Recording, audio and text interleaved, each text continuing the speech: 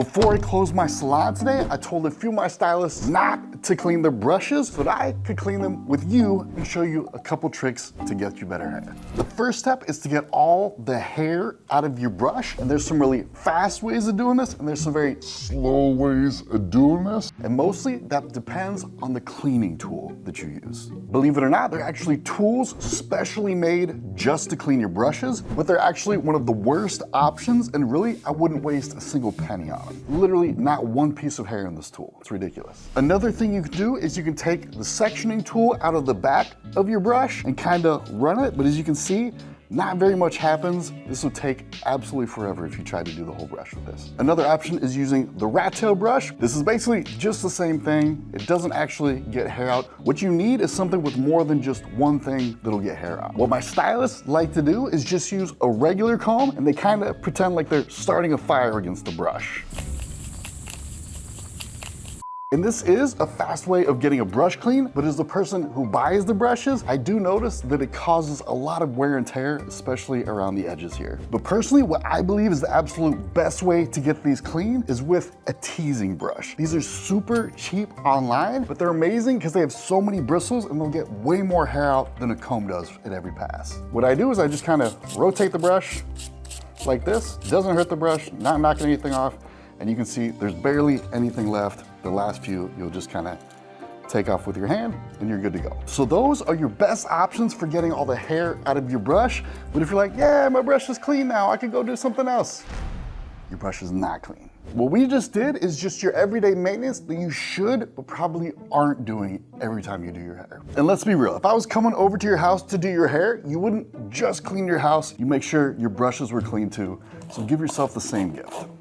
So much easier, so much more satisfying. So the hair is gone, but there's still this gross layer of old product buildup and oil and dead skin flakes on your brush, whether you can see it or not. The best way to get rid of all of that is really simple. We're just gonna soak the brushes in hot water. I'm using a bowl here, but it's usually easier to just fill up your sink with hot water instead. And just a warning, we actually had a viewer boil water, but that's way too hot and it actually destroys your brushes. Just use hot water from the tap. There's no need to get crazy with this. All women crazy? The reason we soak these brushes is because it's gonna do most of the work for us. It's gonna dissolve the gross stuff, which is gonna make things way easier later on. So I just filled a bowl with hot water, nothing fancy, but we need to add a cleanser. You can use your shampoo or you can use dish soap, whichever you like, but I've started using the dish soap more because shampoos are meant to be gentle on hair, and that's great for the health of your hair. But with brushes, you don't need to be gentle with them. We just wanna get them 100% clean with something strong. And now you're just gonna mix it up, and then you're gonna put your brushes in facing down. Any part that touches your hair needs to be completely submerged, or else it's still gonna have goop all over it, and we really need this to be goop free. All right, we filled it up more because we wanna actually show you the right way of doing that, and it actually created a lot of suds, so, okay. Now here's the part that a lot of people forget. You also wanna get your clips, anything plastic, hair ties, combs, anything that touches your hair, you wanna throw them in the bottom so they can get clean too. Feels like we're making a soup here. Good soup. Now we're gonna give this about 5 minutes for the soapy water to do its thing, but it's not the worst thing if you're forgetful like me and you accidentally soak it longer. Happens all the time, not a big deal. As you can see, it didn't look that gross at first, but if you look at all the stuff swirling inside of here, a massive amount of stuff came off just from that hot water and the suds. What is that stuff?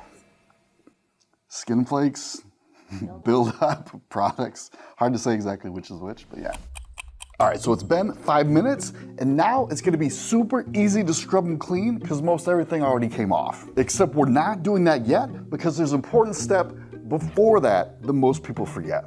So you're telling me that if I didn't rinse my brush like this, that would be going back in my hair every time I wash it? Every single day, all these little flakes right back into the hair. And then I would wonder why my hair gets dirty so quickly.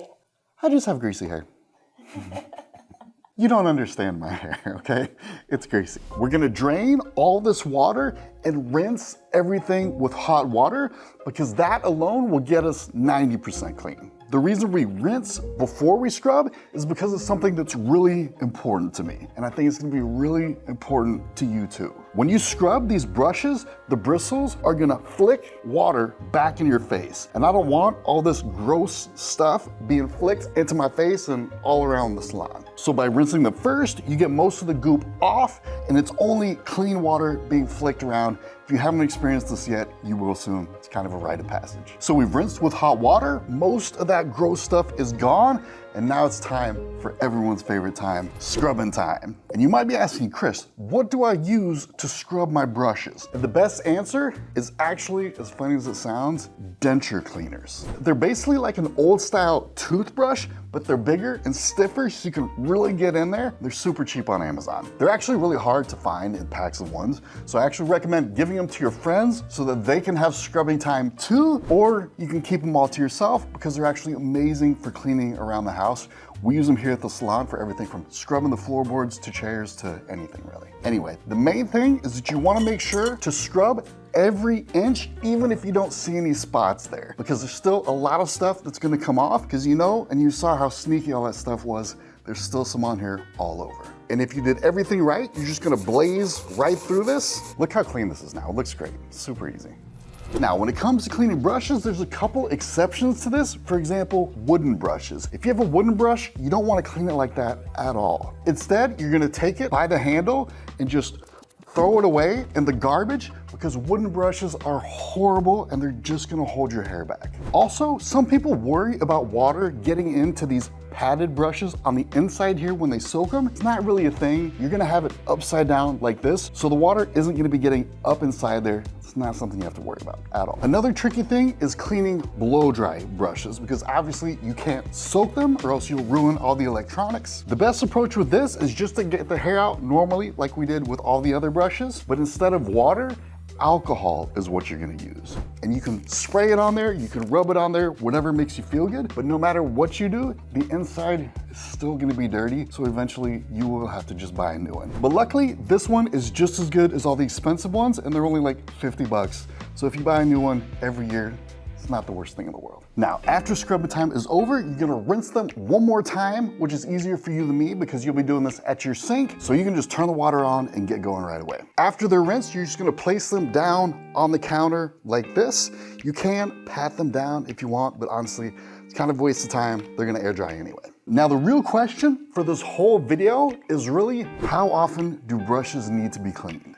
And it's important to think about this the right way, because yes, cleaning your brushes does take time out of your schedule, but if you don't clean it, it'll eventually get dirty enough to have all those flakes and make you wash a day early, which costs you even more time. I had a client come in one time telling me her hair was getting oily on the very first day she washed it every time. And I was excited for that challenge because helping women go longer between washes is one of my specialties. So I show her all my best stuff to keep her hair from getting oily. I even remind her again as she's leaving to make sure that she remembers it all. And the next time she comes in and I'm like, hey, how did it go? She's like, nope, my hair's still getting oily on the first day. So I show her all my best stuff to keep her hair from getting oily, like using lighter products and the right way to wash. I even remind her again of everything right before she leaves to make sure she remembers. So I go over everything with her again and again the next time she comes in. And eventually we just end up giving up because I was out of ideas. But a little while after that, she comes in, really excited, runs straight up to me. She's like, Chris, I figured it out. I know why my hair was getting oily. It turned out that she'd been using the exact same dirty brush over a year without cleaning it. So every time she detangled her hair after washing, she was just brushing the year-old product buildup and oil back into her hair. So over the years, what I've learned is that if you clean your brushes every 4 to 6 weeks, it never gets so dirty that it makes you have to wash a day early. And translating that for the busy people out there, cleaning brushes every 4 to 6 weeks is going to save you the most time overall. So go ahead and set a reminder on your phone for 5 weeks that says Chris wants me to clean my brushes so you don't forget. All right, so I hope you had fun today, but just in case your hair isn't doing exactly what you wanted to, you should know about my recommended product list. It'll help you find your specific hair type and the perfect products that work best for it. Basically, walks you through the whole thing. Take care, guys. Have a good one.